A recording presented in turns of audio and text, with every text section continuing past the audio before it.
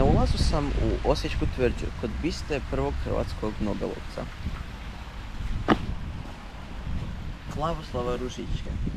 Na spomen Nobelove nagrade vjerojatno vam je u glavi slika nekog genijalca. Jedan takvih genijalaca je bio i Lavoslav Ružička. Da bi saznao nešto više o našem Lavoslavu, morao sam se zaputiti u njegov rodni grad Vukovar.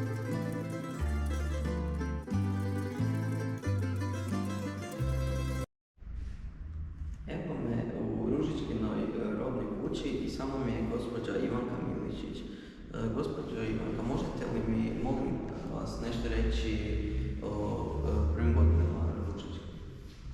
Pa evo, kao što si i sam rekao, nalazimo se u rodnoj kući Leopolda Lavoslava Ružičke. Naime, ono što je nama svima manje poznato, to da je njegovo ime, krsno ime Leopold, ali nam je svima nekako bliži i više poznat pod imenom Lavoslav. Njegovo pravo ime je inače Leopold Lavoslav Ružička.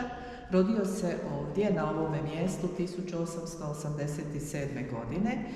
Potječe iz ugledne familije. Otac Stjepan bio je poznati vukovarski obrtnik, ali nažalost, kada Lavoslav ima 4 godine, on umire i majka zajedno s njim i njegovim bratom seli u Osijek gdje nastavljaju život. Bez obzira na to, Vukovar je itekako ponosan i svjestan toga da je svoje prve korake napravio u ovome gradu, na ovome mjestu i sa većim prekidom uzrokovanim Domovinskim ratom nastojimo da tu činjenicu prezentiramo i svima koji za nju još ne znaju.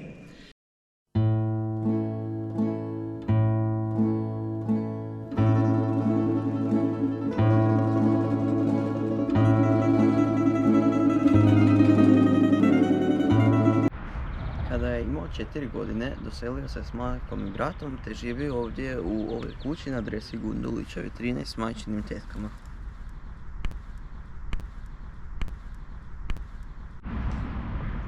Sada se nalazim ispred škole u kojoj je Ružička bio išao. I s gospodinom Tomasom sam, koji je bio profesor i proučavao je Ružičkin život. Stoga, gospodin Tomas, možete mi li reći nešto o Ružičkom školovanju te o tome zašto je bitno njegovo istraživanje, zašto ga je to zanimalo?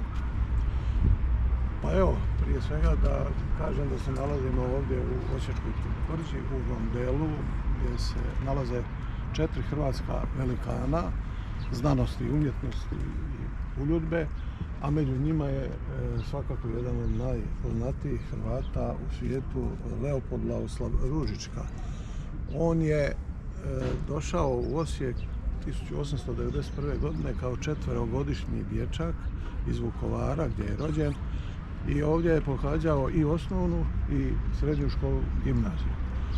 Od 894. do 897. je pohađao osnovnu 4-godišnju školu i to prvi razred u školi koja se danas naziva Škola Svete Ane u Gornjem gradu, a onda 3 sljedeća razreda je pohađao u zgradi koja je tada bila novo napravljena i u njoj je bila osnovna škola u Jegerovoj ulici, a danas je ta zgrada sjedište Filozofskog fakulteta u Osijeku. Kad je krenuo u gimnaziju, krenuo je u klasičnu gimnaziju, zapravo to nije bila ova zgrada, nego zgrada na trgu Svetog Trojstva, pored trga Svetog Trojstva, u kojoj se danas nalazi ekonomska i upravna škola. I tu je završio svih 8 razreda gimnazije, jer u to vrijeme gimnazija je bila od 8 razreda, 4 razreda niža gimnazija, 4 razreda viša gimnazija. Dakle, on je u Osijeku maturirao 1906. godine, a onda je otišao na studij u Karlsruhe u Njemačku, na studij kemije. Što se tiče njegovog školovanja u Osijeku, dakle, u to vrijeme on je kasnije, kad je dobio Nobelovu nagradu i kad su ga pitali o tome, izrazio se da je to bilo izrazito dobro, kvalitetno školovanje i u osnovnoj školi, a napose u gimnaziji i to i u klasičnoj gimnaziji. Premda nije imao veliki broj sati kemije u klasičnoj gimnaziji, ali zavolio je kemiju i nije mu smetalo to što nije imao puno sati iz prirodne nastave, ali je studij klasičnih jezika i klasičnih znanosti i znanja mu jako pripomogao za široku njegovu naobrazbu i kulturu.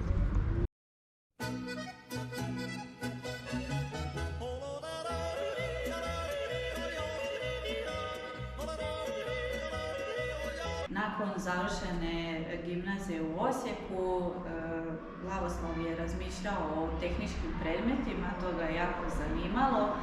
Mislio je prvo ići u Zürich, ali je onda shvatio da mora tamo polagati dodatne ispite, pa se odlučio da će otići u Njemačku i upisao je visoku tehničku školu u Karlsruheu 1910.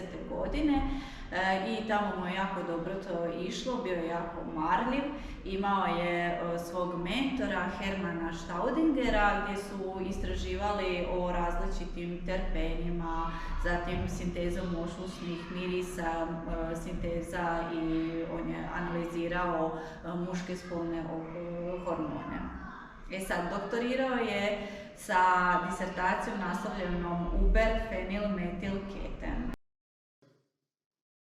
Moj prvi veliki uspjeh bila je djelomična sinteza muških spolnih hormona, androsterona i testosterona. Znate, nitko nikada prije nije uspio umjetno sintetizirati neki hormon.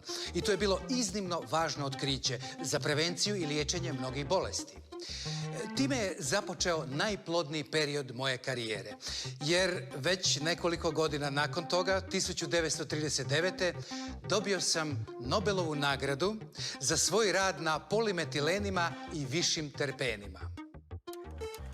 To su hlapljivi, nezasićeni ugljikovodici, ugodna mirisa, koji se ubrajaju u takozvane jednostavne lipide, a sastoje se od izoprenskih jedinica. Mnogi od njih su važni u medicini, kao na primjer borneol, geraniol, kamfor, linalol, mentol, limonen, pinen i puno se koriste u parfemima i kao začin. Ha? Malo smo se izgubili, ha? Ipak je to Nobelova nagrada, ha?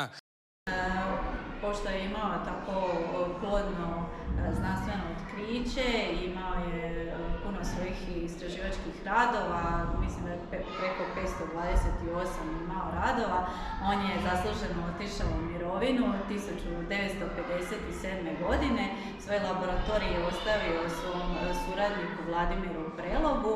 Nakon toga posvetio se svojim ljubavima, to je slikarstvo, zatim je obrađivao vrt. No, nažalost, kako to dolazi, ljudi stare i postao je bolestan nakon operacije, on je jednostavno oslabio i ja sam pročitala na internetu da je on zaboravio sve osim hrvatskog jezika. Nažalost, umire 26. rujna 1976. godine u Mamernu, imao je 89 godina. U Vukovaru sam posjetio i gradski muzej i razgovarao sam s gospodinom Tonijem.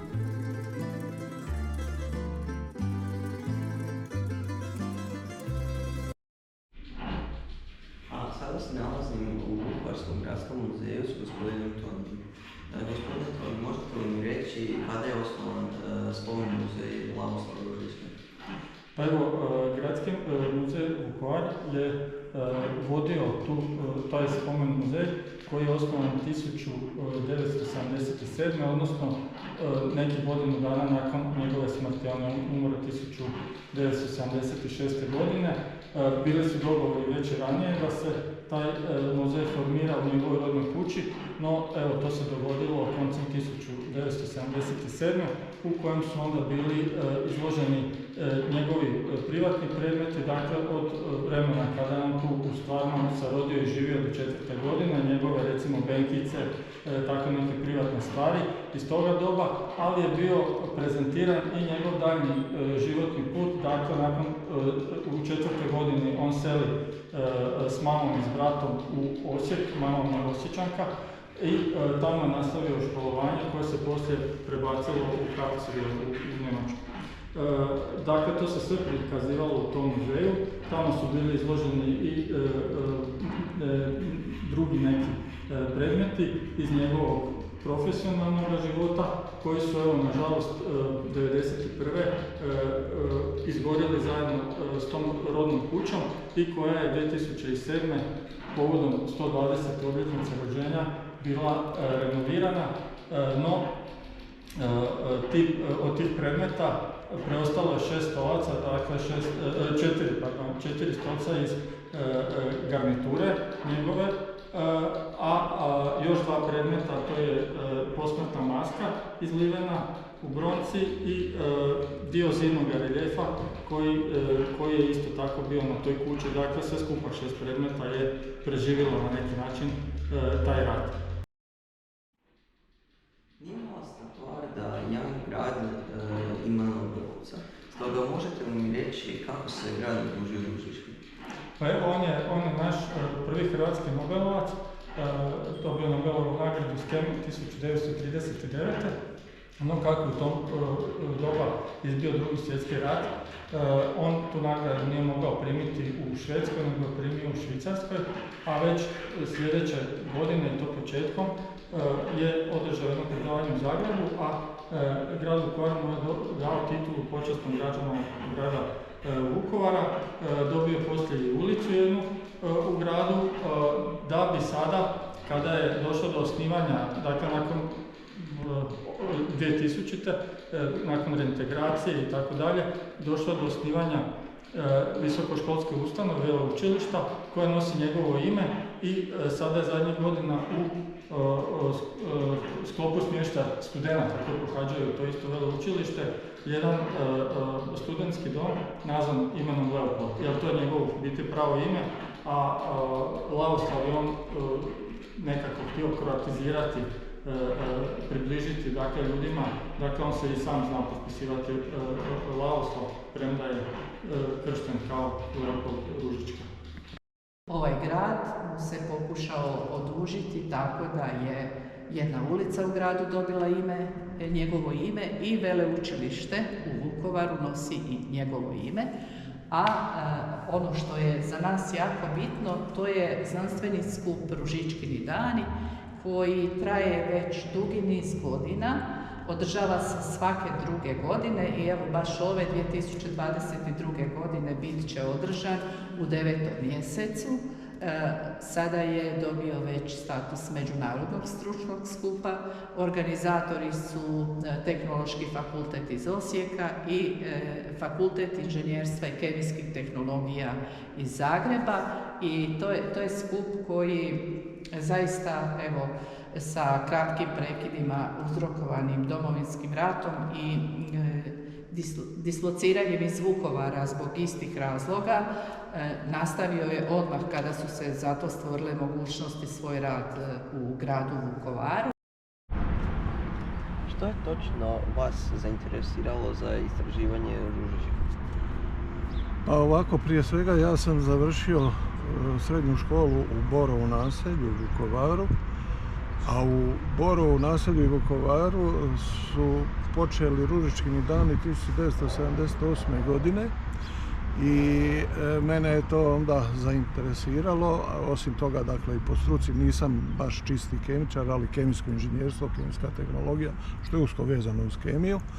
I onda mi na Prehrambeno-tehnološkom fakultetu smo uvijek bili sudionici Ružičkinih dana na tim susretima, kongresima, skupovima i često smo bili članovi znanstveno-organizacijskih odbora i predsjednici znanstveno-organizacijskih odbora, pa između ostalog ja sam bio 2 puta predsjednik znanstveno-organizacijskog odbora Ružičkinih dana u Vukovaru i budući da sam bio vezan za Vukovar i po, dakle, školovanju i jednu godinu sam radio u kombinatu Borovo i budući da sam kasnije, dakle, i bio praktički stalni sudionik Ružičkinih dana, odlučio sam se za detaljnije istraživanje Ružičke i Ružičkina života, osobito nakon tragedije koju je Vukovar doživio 1991. godine, kada su Ružičkini dani bili protjerani iz Vukovara i bili su održani 2 puta u Bizovačkim Toplicama, ali nakon mirne reintegracije 1998. su se vratili ponovo u Vukovar.